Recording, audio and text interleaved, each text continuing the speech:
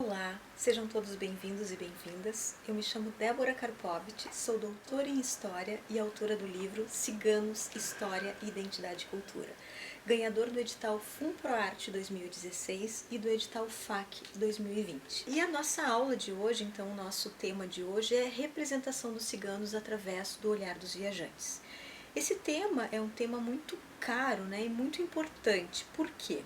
Porque ao pensarmos os viajantes, ao pensarmos este olhar lá do século XVIII, século XIX, século XX, até mesmo mais recente, né, desses viajantes que foram descrevendo estes grupos nômades que estavam no Brasil, a gente também pode pensar nessa continuidade que temos em relação a como os ciganos são vistos até hoje, né? Então, se os viajantes já descrevem os ciganos dessa forma, então através de estereótipos, através de formas discriminatórias, a gente pode compreender, depois a gente vai ver isso no nosso último episódio, né, no nosso último encontro, que isso é uma recorrência, né? Quando eu faço entrevista, então, com as pessoas do centro de Porto Alegre, no Parcão, e pergunto o que elas acham dos ciganos, o que significa ser cigano, né? Justamente eu percebo essa recorrência a partir desse olhar já discriminatório no século XVIII, século XIX. Então, pensar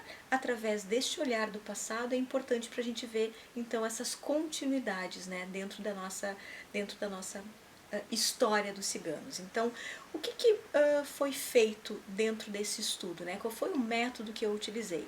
Então, como eu falei lá no início, né, essa construção histórica, esse trabalho, esse livro, essa escrita feita por mim, ela foi uma escrita de muito fôlego, e para isso eu tive a ajuda de muitas pessoas. Então, durante esse segundo capítulo, a escrita do segundo capítulo, várias pessoas me ajudaram quando encontravam em suas pesquisas também materiais que versavam sobre os viajantes, né, e me davam esse material para leitura. E ao mesmo tempo eu também fui buscando essa leitura nas bibliotecas, nas obras que eu tive acesso. Então eu selecionei, consegui achar dentro desse contexto da minha pesquisa 7 trabalhos extremamente importantes e que vão descrever e vão desenvolver sobre esses grupos. Então eu destaquei esses 7 trabalhos, metodologicamente, então eu selecionei esses trabalhos e depois fui vendo as recorrências, né? Então, que trabalhos foram esses? Que autores foram esses importantes, né?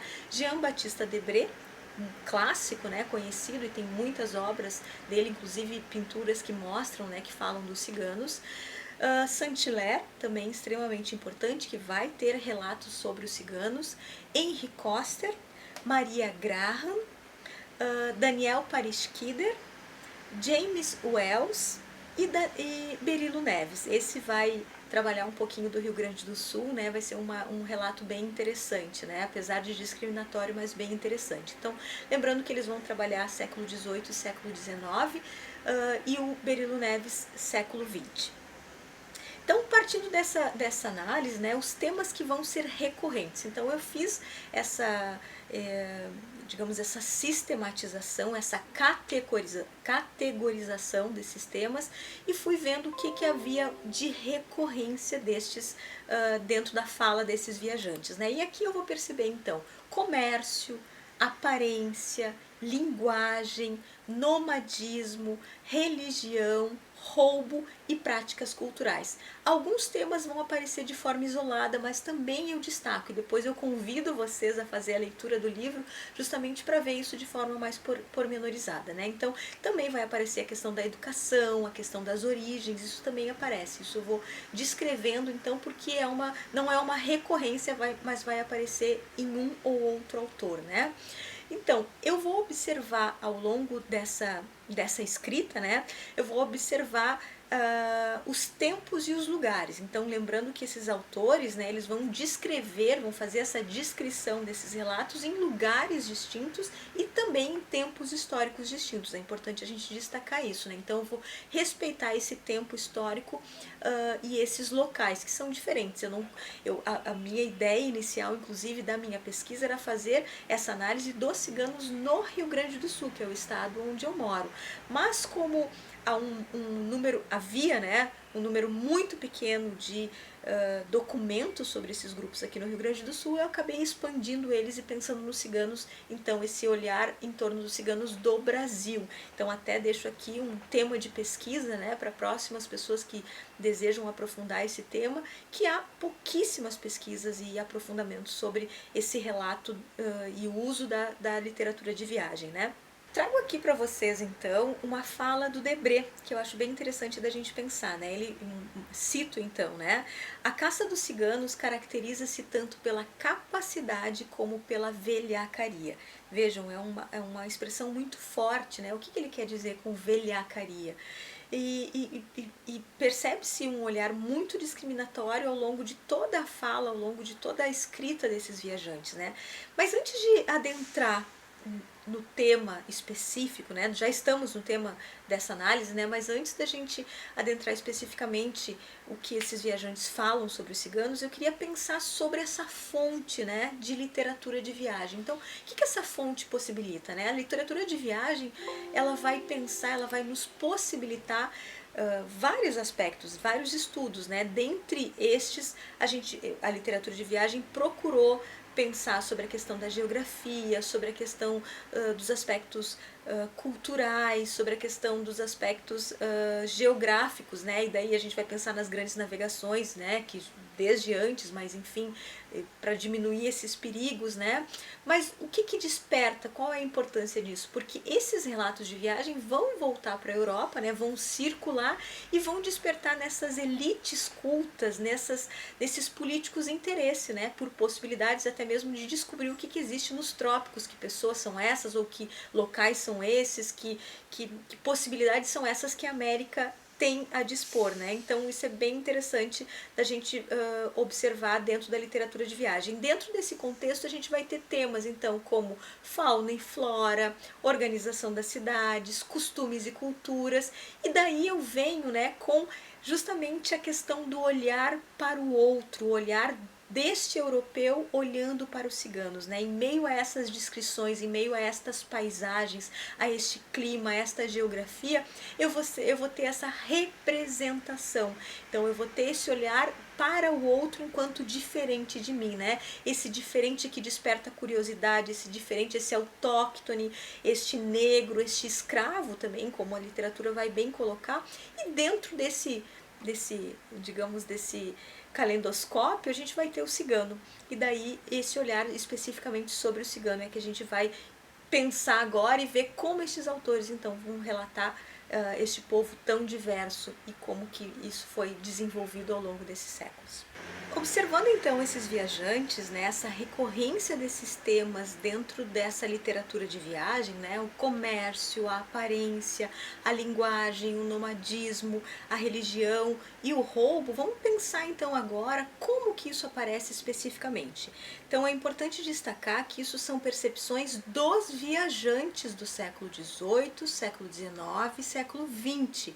Isso são percepções que eles trazem a partir dos seus relatos, percepções inclusive tentando demonstrar esse diferente de uma forma muito discriminatória. E a partir disso é importante também a gente destacar que estas percepções, né, errôneas e muito errôneas, e eu gosto de destacar isso destes viajantes sobre estes grupos, elas ainda são perceptíveis na nossa sociedade de hoje. Então é legal a gente fazer essa analogia, a gente pensar neste contexto lá deste século anterior, feita por esses viajantes, e perceber que a falta de conhecimento que nós temos destes grupos, a falta de convivência, a falta enfim, de saber sua história, de saber sua cultura, faz com que a gente mantenha, com que a gente faça que esses estereótipos continuem sendo perpetuados, né? Então o conhecimento ele vai possibilitar então que a gente amplie os nossos horizontes e passe a pensar e ver os ciganos de forma completamente diferente.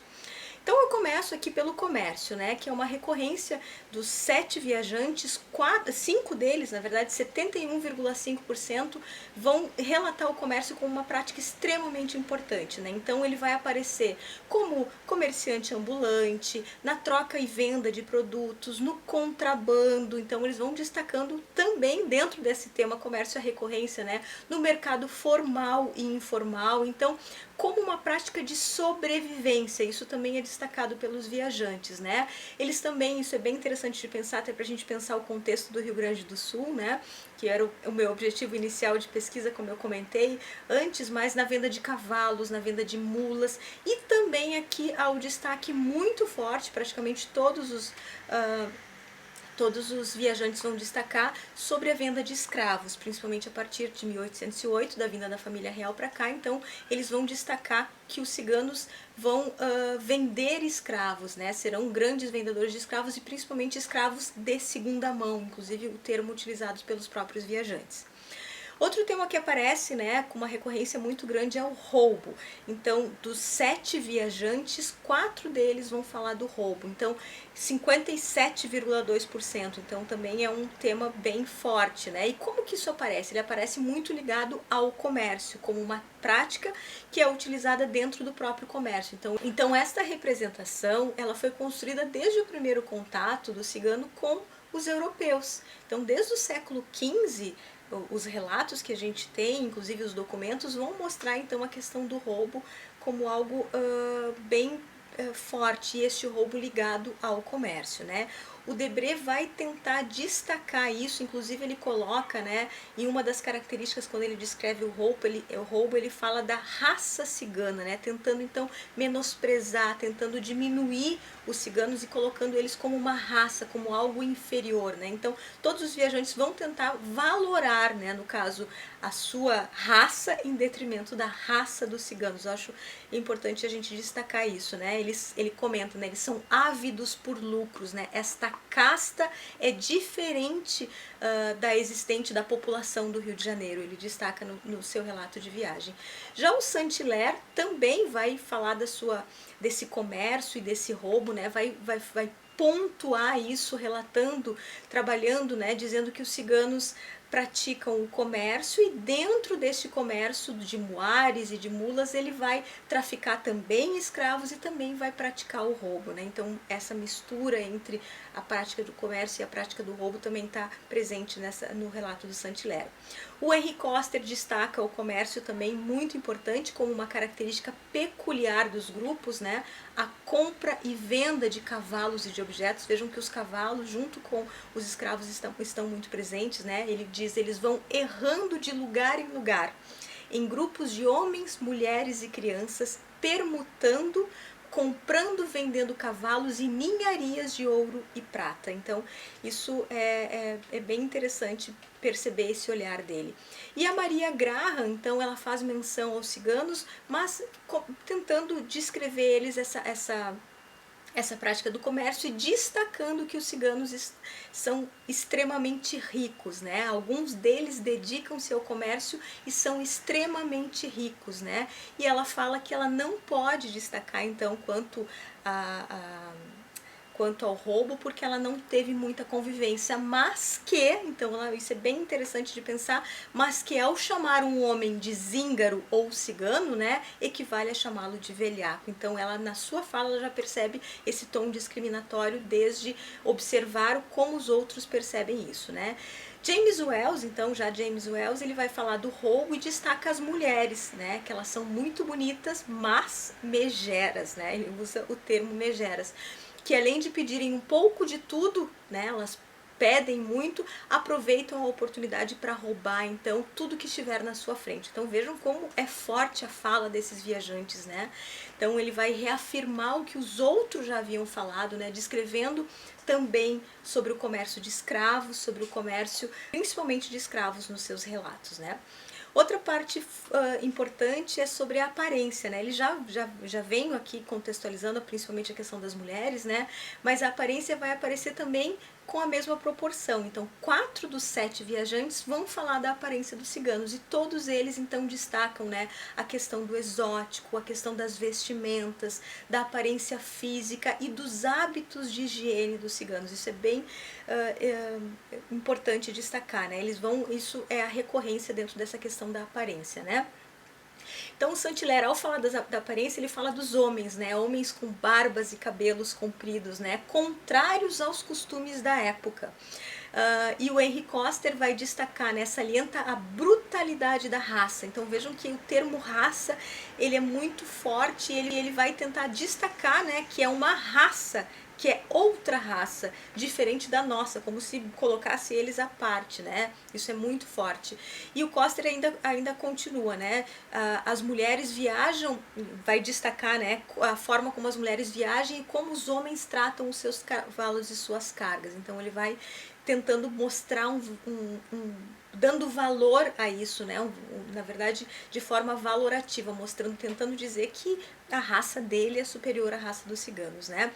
E destaca a beleza, né? Ao mesmo tempo que fala desta raça, ele destaca a beleza e giza, né? Ele vai grifar isso, a cor da pele, né? Essa cor de oliva, que tem traços muito fortes, muito bem feitos, né? Olhos negros brilhantes e penetrantes, né? E é interessante pensar isso porque é uma característica ainda recorrente, né? Também destaca a questão da sujeira, né? Que ele fala que os cabelos pretos, longos e cheios de cachos são gordurosos. Olha só que forte essa fala, né? As roupas também são sujas, eles estão mal vestidos, né? Isso é um destaque que ele dá muito forte. Fala das mulheres, o quanto elas são bonitas, porém megeras. Mais um viajante que destaca esse mesmo termo, né? A questão de ser megera. E outro viajante que eu destaco, que é muito interessante de ver o relato dele, muito forte inclusive, né? E é um relato bem mais próximo que ele faz, é o Berilo Neves. Em 1931, então, aqui numa cidade do Rio Grande do Sul, na cidade de Cacequi, ele não vai falar dos homens, ele só fala das mulheres. Ele não vai falar dessa presença dos homens, mas ele destaca muito forte a aparência dessas ciganas, que apesar da beleza, né, ele fala dessa beleza, que elas são muito lindas, né, destaca o olhar da cigana como perigoso, bonito e perigoso. Ele vai falar da sujeira das ciganas, dizendo que elas, enfatizando que elas eram muito sujas, tinham um mau cheiro e que suas unhas, né, eram sujas também. Então é muito forte a forma como ele coloca, e daí ele coloca aqui também a buena dicha, né, que é a forma de leitura da sorte que essas mulheres têm, e que isso destacou, isso foi muito forte, o olhar dele em relação a isso, né. Passando agora já pro fim, né, vamos pensar um pouquinho nessa linguagem também. A linguagem é outro tema recorrente que vai aparecer também dos 7 viajantes, 4 destacam a linguagem, né? E destacando essa linguagem também dentro desse contexto, né, do comércio. Por quê? Porque eles usam a linguagem como forma para enganar as pessoas, os seus clientes, né? Então essa língua inventada, e alguns viajantes vão destacando, né, que a língua que já era proibida desde Portugal, então que já tinha sido proibida desde Portugal, que era uma língua para dissimular as fraudes do comércio, né, e para fazer os tráficos de má fé, e que já é proibida em Portugal, e aqui no Brasil também é proibida, mas que eles continuam a manter essa tradição, essa língua, né. Maria Graham também vai falar sobre esse uso, né, da língua. O Daniel Kidder também vai falar, dizendo dessa proibição, né, principalmente. Então é importante destacar que isso também está ligado à questão do comércio, né, a questão de como utilizar isso e junto ao comércio. O nomadismo também é destacado por eles, né? Eles vão falar que alguns já são sedentários, então vejam que lá, estamos falando do século XIX, que esses grupos, alguns optam por ser sedentários, então vejam que o nomadismo não é uma característica, é forte, mas não é a característica que diz se tu é ou não cigano, e outros preferem continuar andando, e essa andança está também muito ligada à questão do comércio, né? Essa foi a narrativa que eles utilizaram então para mostrar que essa língua era diferente, que essa língua, mesmo sendo proibida, ela continuava sendo utilizada pelos ciganos. o que a gente percebe aqui, né, que é importante destacar? Que esse estereótipo, né, essa forma de relatar os ciganos, esses diários, né, de viagens que a gente acabou de ver agora, né, esses relatos e essas recorrências, infelizmente, são perceptíveis até hoje. Então, quando a gente pergunta, e daí no último capítulo do meu livro eu trato exatamente sobre isso, né? Qual é a percepção dos outros em relação aos ciganos? E quando eu perguntei às pessoas me disseram exatamente as mesmas coisas, que os ciganos roubam, que os ciganos são sujos, que as mulheres leem a sorte e enganam.